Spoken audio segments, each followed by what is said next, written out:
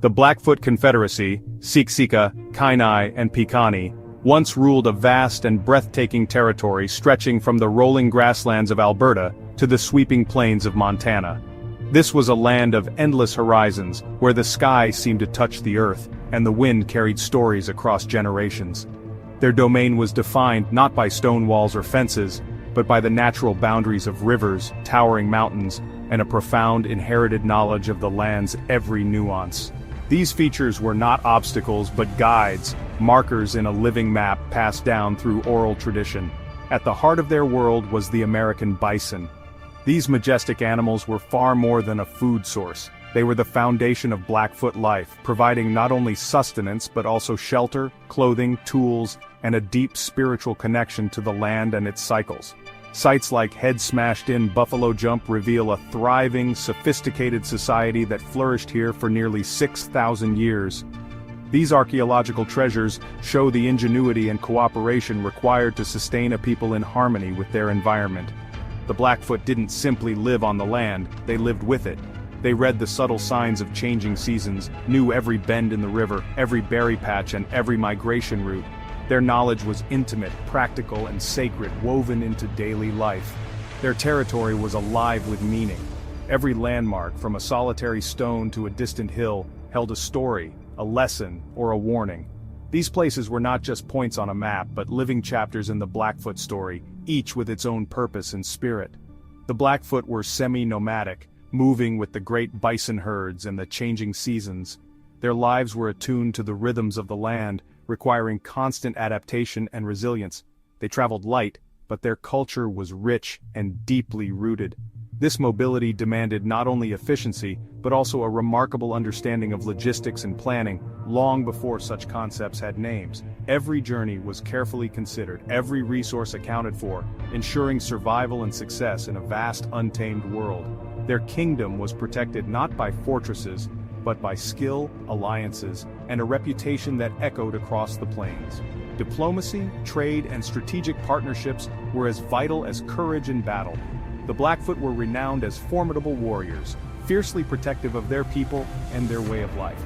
Their strength was matched by their wisdom, and their legacy endures in the stories still told today. Their dominance was rooted in strategic prowess and an unmatched grasp of their environment. They could read the land like a book, anticipating changes and seizing opportunities where others saw only wilderness. The land provided everything: food, shelter, meaning, and in return the Blackfoot honored it through ceremony, stewardship, and fierce defense. Their relationship with the land was one of respect and reciprocity. Their sovereignty is etched into the very landscape, a testament to a powerful, enduring civilization whose spirit still shapes the northern plains today. The bison, or ini, was the Blackfoot's everything: food, clothing, shelter, tools, and thread. For countless generations, the vast herds roaming the plains were a living storehouse, providing for every need of the people. The Blackfoot's relationship with the bison was not just practical but deeply spiritual, woven into every aspect of daily life. Every part of the animal was used, honoring the bison and the creator. This careful stewardship reflected a profound respect for the land and its gifts, ensuring nothing was wasted and that the balance of nature was maintained.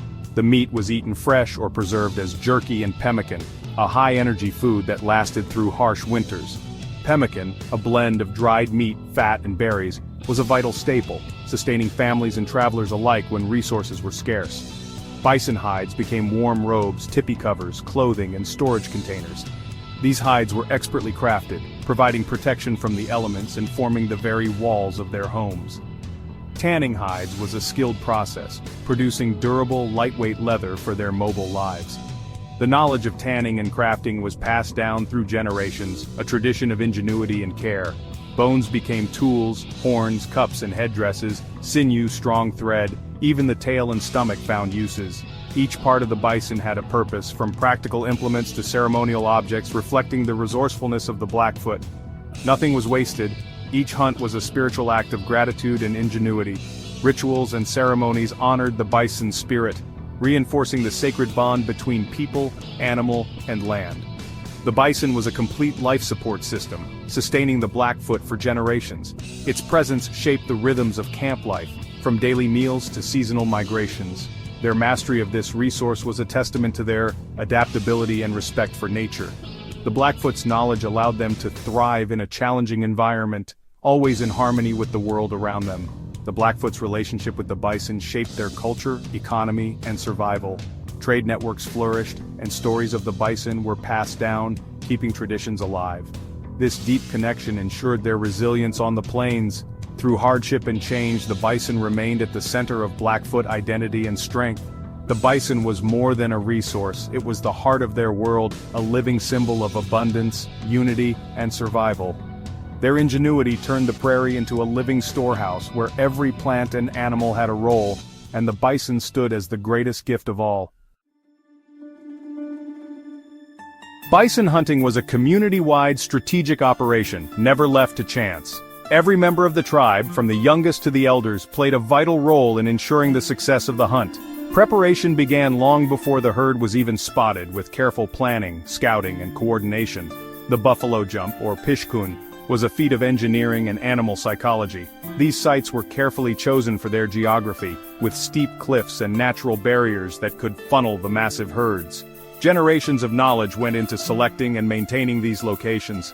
Buffalo runners, disguised as wolves or calves, skillfully guided herds into drive lanes marked by rocks and brush. Their movements had to be precise, as a single misstep could scatter the herd and ruin months of preparation. The runners relied on deep understanding of bison behavior, moving with patience and agility. At the right moment, the community created a wall of sound and movement, driving the bison over the cliff. Drums, shouts, and waving blankets added to the chaos, ensuring the animals kept moving forward. Timing and unity were everything. Below, the real work began. Butchering, processing, and preserving enough meat and materials to last the winter. Every part of the bison was used: meat for food, hides for clothing and shelter, bones for tools. The process was labor-intensive, requiring skill and cooperation. A single jump could sustain the community for months. The bounty from one successful hunt meant security, warmth, and nourishment through the harshest seasons. It was a testament to the tribe's ability to plan for the future. Sites like Head Smashed In Buffalo Jump reveal thousands of years of this practice, layers of bone, a record of survival. Archaeologists uncover not just animal remains but evidence of ancient camps, tools, and the enduring legacy of these hunts. The scale and organization required were immense, showcasing Blackfoot teamwork and expertise. Every hunt was a demonstration of leadership, communication, and trust within the community. These hunts were more than survival. They were a display of communal strength and knowledge. Celebrations followed, reinforcing bonds and passing down traditions to the next generation. The buffalo jump stands as a symbol of Blackfoot ingenuity and unity, a powerful reminder of what can be achieved when a community comes together with purpose and wisdom. The tipi was a marvel, sturdy, portable, and perfectly suited to the plains. Its conical shape braved fierce winds, while smoke flaps allowed for warmth and cooking inside. Lodgepole pine formed the frame. Bison hides, expertly tanned and sewn, made the cover. Women owned and managed the tipi, assembling and moving it with skill. When moving camp, the tipi became a travois, carrying family belongings. Inside, life was organized: beds of furs, a central fire, and decorated parfleches for storage. Tipis were often painted with symbols, telling family stories and spiritual visions. The design reflected Blackfoot beliefs, earth, sky, and the spirit world connected. The tipi was more than shelter. It was home, sanctuary, and a sacred space. This mobile architecture allowed the Blackfoot to thrive wherever the bison led.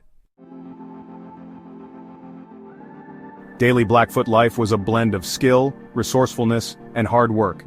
Men hunted, protected, and scouted, their prowess measured by their ability to provide. Women managed the domestic economy, processing game, gathering plants, making clothing, and building tipis. Their handiwork was both practical and beautiful, decorated with quillwork and beadwork. Children learned by doing. Boys practiced hunting, girls mastered hide tanning and sewing. This hands-on education ensured knowledge passed seamlessly through generations. Life followed the seasons. Summer brought abundance and gatherings. Winter meant hunkering down, repairing, and storytelling. Planning and adaptability were essential for survival. The community's rhythm was shaped by the land and the bison. Every member contributed, ensuring the group's resilience. Skills were honed for both feast and famine. The Blackfoot's daily life was a testament to their ingenuity and unity. Blackfoot history is written in the land, soil, stone, and bone. Archaeological sites like buffalo jumps and tipi rings reveal thousands of years of organized communal life. Layers of bison bones and stone tools tell of massive hunts and skilled processing. Tipi rings mark former villages, mapping social organization and seasonal gatherings. These remnants confirm a sophisticated, enduring society with deep knowledge of their territory. The land itself is a living record of Blackfoot resilience and mastery. For the Blackfoot, the physical and spiritual worlds were inseparable. Their beliefs centered on Apostatoke, the Creator, present in all things: sun, wind, animals, earth. Spiritual power was sought through vision quests, dreams, and ceremonies. Medicine bundles, both personal and communal, held sacred objects and rituals. The sun dance was the most important ceremony, renewing the world and the people. These practices reinforced social bonds and a deep respect for nature. Spirituality guided daily life, ensuring harmony with the land and each other. The Blackfoot's faith was the foundation of their identity and resilience. In a world without writing, the spoken word was law and memory. Elders were living libraries, passing down history, law, and values through stories and songs. Tales of Napi, the trickster creator, taught lessons and explained the world. Oral tradition embedded history in the land. Every place held a story. Agreements, leadership, and social rules were maintained by word and custom. Honesty and reputation were sacred. A person's word was their bond. This system built trust and unity, shaping a society rooted in memory and respect. The power of storytelling kept Blackfoot culture alive and strong. Though the world has changed, Blackfoot culture remains vibrant and resilient. Their connection to land, language, and tradition continues to shape their lives. Language revitalization and storytelling reclaim identity and sovereignty. Ceremonies like the sun dance and care for medicine bundles provide strength and healing. Efforts to restore bison to ancestral lands renew both ecology and spirit. The Blackfoot legacy endures, a living testament to their skills, wisdom, and pride. Their story echoes across the plains, shaping a proud future.